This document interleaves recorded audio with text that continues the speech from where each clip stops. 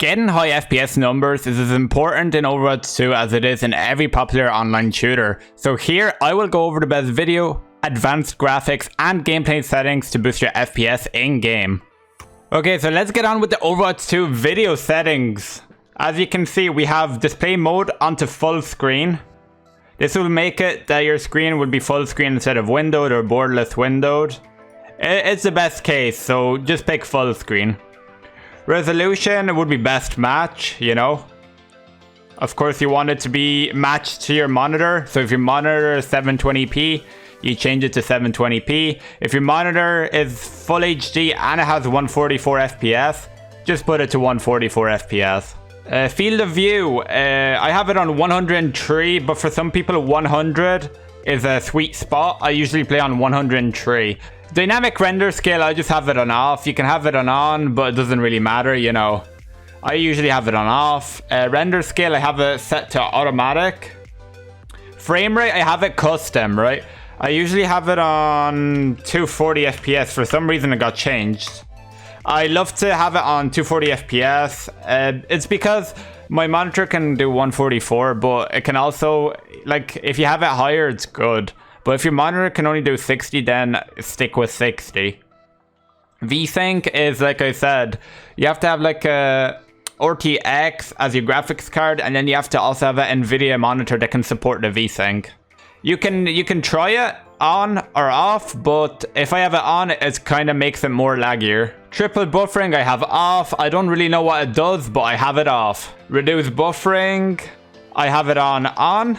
And the gamma correction, contrast and brightness is up to you. If your Overwatch isn't bright enough, of course you can crank it down or crank it back up. HDR, you don't really want to be playing frickin' Overwatch 2 in 4K, do you? You're here for the best FPS, so...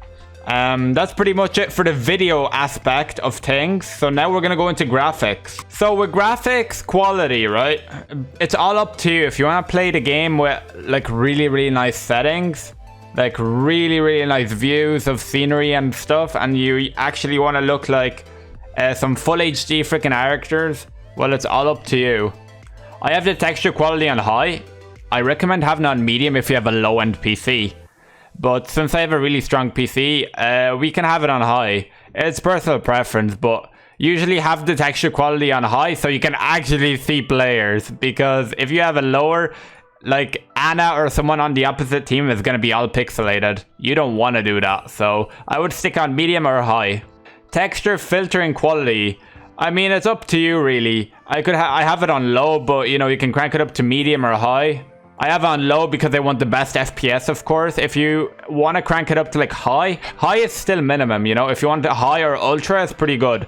But epic, I wouldn't really recommend. Dynamic reflections, I usually have off, or you can have them onto low. Shadow detail, I have it on off. You don't really, you know, I mean, you can have it on like medium or low. I'll have it on low. Shadow detail, I usually have it on low. Model detail, I usually have it on low. Effects detail, it's usually on medium. You know, the effects are on medium. You can have them on low, doesn't matter. Lighting quality on low. Anti-alias quality on low. And the rest, as you can see, are low. 1x resolution off, and default.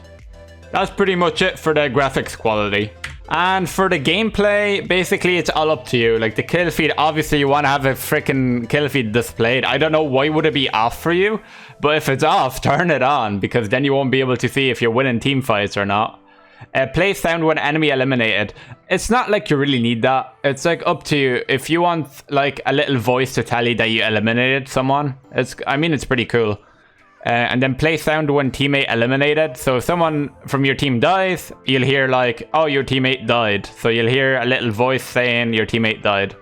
Always skip kill cam. So if you die, you won't be able to see your kill cam, basically how you died. Snap that camera to killer. Not really needed. Tips. If you're a new player, have that on. It really helps. Show capture play of the game UI. Of course, you want that. When you get play of the game, it'll let you know. Display system clock, basically, it gets you a little timer up there. You know exactly what time it is. It's bang on, it's perfect. It's the same as your PC, and I definitely recommend having that on. And hero ability timer ring is basically the ult charge.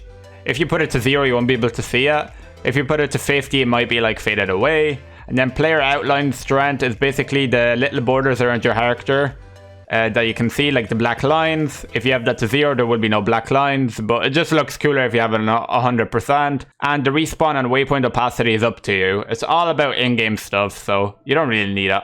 And also, the most important tip and setting in Overwatch 2 is this one right here. So motion.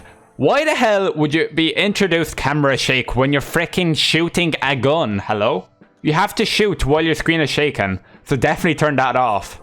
Have it off. Don't have HUD shake on. I swear, you'll definitely be hitting more shots if you have this off. And reduce menu movement. Both of these off and you're ready to go. So that's basically all the settings that I have covered in Overwatch 2. If you did enjoy this video and you found it helpful, be sure to leave a like and subscribe to the channel for more Overwatch 2 content on the channel.